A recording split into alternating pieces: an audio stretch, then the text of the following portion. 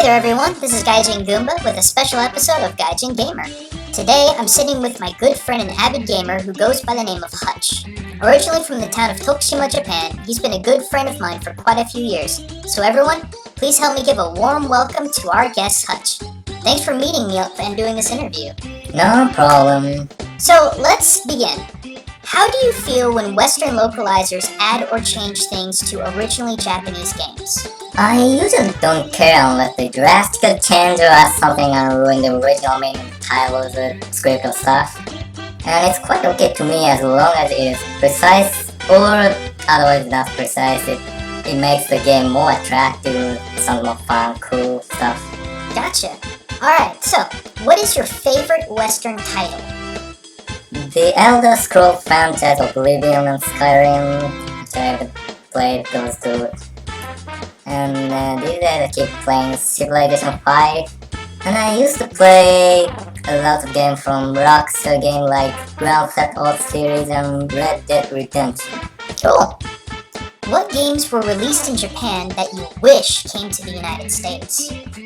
Many games from Data East Corporation. Particularly, I want more people to play Metal Max franchise. I think I want to talk more about this particular company sometimes I get a chance. What was your most nostalgic memory from gaming in your childhood? It's been some 10 years. It's probably the Legend of Zelda Majora's Mask. Many of my friends and I were playing the game, and almost every day we see each other at school. We used to share the information which we individually gained through gameplay and discuss things like what to do next or how should I get this item. Then as every one of us got home, we do a new trial and error based on sharing information and discussion.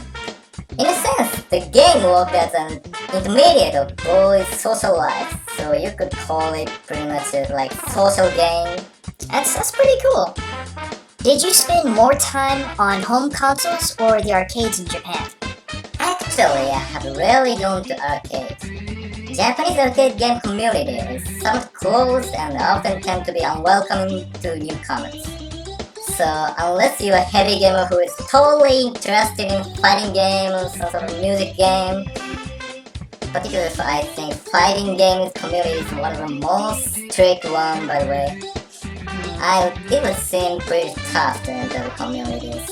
You know, I find that to be very interesting because I think the perception of Western gamers is that arcades in Japan are the last haven for good social gaming and what we think of as arcades. But that's interesting. At least I wouldn't call it pretty social. Yeah. Okay, this is an interesting question. What is your opinion of Galgun?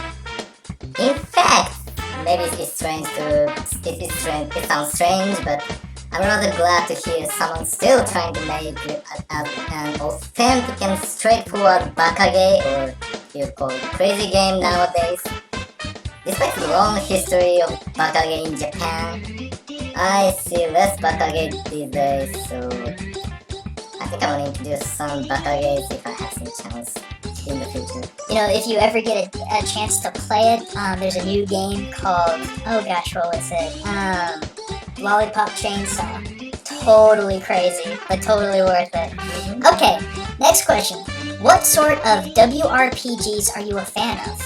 I'm a fan of the Elder Scrolls franchise. Started playing Oblivion first and played as much as I actually broke my old laptop by playing this game. Western RPG has become well known among gameplay in Japan. I think it's around 2007 or 2006 when the Oblivion was released. See, that's really interesting. I think the stereotypical answer would be something along the lines of either Dragon Quest or Final Fantasy, but it's refreshing, in my opinion, to hear that there's so much popularity of I guess, Western RPGs. And you said that you broke your laptop trying to run Oblivion. That's crazy. So, okay, next one. Do you have a favorite game that goes unappreciated in the public? Breath of Fire franchise and Mega Man Dash, both from Capcom. I just don't know why they got stopped developing Mega Man Dash 2. Yeah, and it seems like Capcom's just trying to get rid of Mega Man in general, which is pretty unfortunate. Okay, next question. What is the general view of American games in Japan? Somewhat like insensitive or sort of rough-minded, and people may say American gamers have some sort of strange sense of humor. Well, we kind of Which do. Japanese people cannot understand. Well, if we do. Alright, next question. Is there anything you dislike about the Japanese gaming community?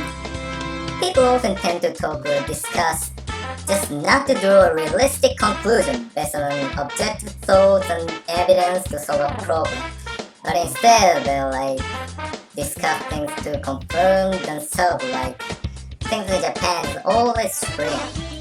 I somehow think it's not strict in the gaming community, and I always keep telling myself to be careful of not to do that in some discussions.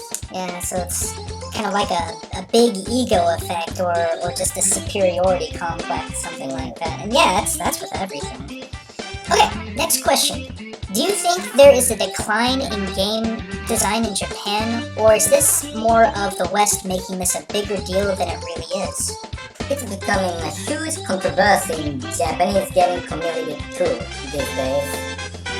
As exaggerated I think it might be to some extent, but I think there's something like you could call decline. It seems to me that it is more like a paradigm shift of the idea of fun of gameplay or people's enjoyment of gameplay. Gotcha. I would describe traditional gameplay as a puzzle. In playing the puzzle games, you solve problems or complete objectives provided in the way basically creators expect.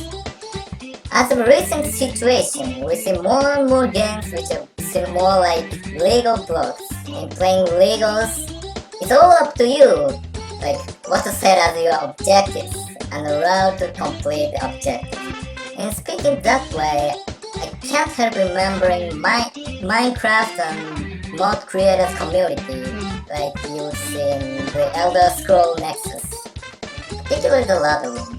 It seems to me that people are creating new relationships between human and game, and thus the idea of gameplay itself. Nowadays, it's more interactive in terms of man-to-man relationship because you can upload some mods you created, or simply you can upload gameplay videos of your own on the internet. And maybe more importantly, the developing man-to-game relationship in which people can set the objectives more freely than the conventional video games and make some modifications to the system of the game itself, so that it allows users to involve some sort of game development stuff like that. I gotcha. That makes a whole lot of sense. Okay, so this is our last question for this episode, and it was really popular too. Did you ever play the BSX, Satellaview, or Sega Network system? How popular would you say these services are? Unfortunately, I have no experience with Satellaview or Sega Network system. But instead, I want to talk about another service I saw in the early 2000s. I just don't remember the name, but basically you buy a blank cassette of Super Nintendo and take it to a convenience store to use a device to download games.